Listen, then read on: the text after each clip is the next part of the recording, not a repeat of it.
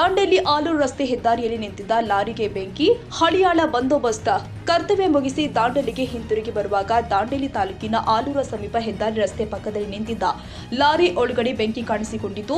ತಕ್ಷಣ ದಾಂಡೇಲಿ ನಗರದ ಪಿಎಸ್ಐ ಮತ್ತು ಸಿಬ್ಬಂದಿಗಳು ನೋಡಿ ಲಾರಿ ಹತ್ತಿರ ಹೋಗಿ ನೀರು ಮತ್ತು ಫೈರ್ ಎಕ್ಸಿಸ್ಟ್ ಹಾಕಿ ಬೆಂಕಿಯನ್ನು ನಂದಿಸಿರ್ತಾರೆ. ಯಾವುದೇ ಜೀವಹಾನಿ ಆಗಿರೋದಿಲ್ಲ. ಡ್ರೈವರ್ಗೆ ಕೈಗಳಿಗೆ ಸಣ್ಣ ಪುಟ್ಟ ಗಾಯವಾಗಿರುತ್ತೆ. ಪೊಲೀಸ್ ಮಹಂತೇಶ್ ತಮ್ಮ ಜೀಪಿನಲ್ಲಿ ಇದ್ದ ಫಸ್ಟ್ ಅಂಡ್ ಕಿಟ್ ಅನ್ನ ತೆಗೆದುಕೊಂಡು ಆ ಲಾರಿ ಡ್ರೈವರ್ನಿಗೆ ಫಸ್ಟ್ ಅಡ್ ಕಿಟ್ ಅನ್ನ ಮಾಡಿರ್ತಾರೆ.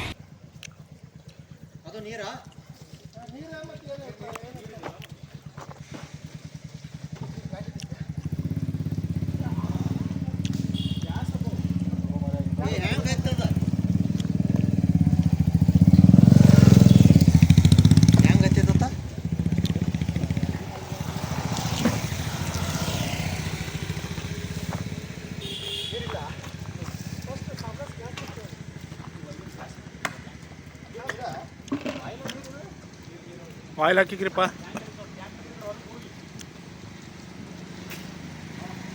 ಈ ಸಂದರ್ಭದಲ್ಲಿ ಪಿಎಸ್ಐ ಅಮೀನ್ ಅತ್ತಾರ್, ಮಹಂತೇಶ್, ಸುನಿಲ್, ಶಿವರಾಜ್, ಎಎಸ್ಐ ಶಂಕರ್ ರಾಥೋಡ್ ಉಪಸ್ಥಿತರಿದ್ದರು. ಈ ವಿಡಿಯೋ ನಿಮಗೆ ಇಷ್ಟವಾದರೆ ಲೈಕ್ ಮಾಡಿ. ಇನ್ನಷ್ಟು ಹೀಗೆ ಆಸಕ್ತಿದಾಯಕ ವಿಡಿಯೋಗಳನ್ನು ಪಡೆಯಲು ನಮ್ಮ NTV ನ್ಯೂಸ್ ಚಾನೆಲ್ ಅನ್ನು ಸಬ್ಸ್ಕ್ರೈಬ್ ಮಾಡಿ. ಪಕ್ಕದಲ್ಲಿ ಇರುವ ಬೆಲ್ ಐಕಾನ್ ಅನ್ನು ಒತ್ತಿ. ನಿಮ್ಮ ಬೆಂಬಲವೇ ನಮಗೆ ಸ್ಫೂರ್ತಿ.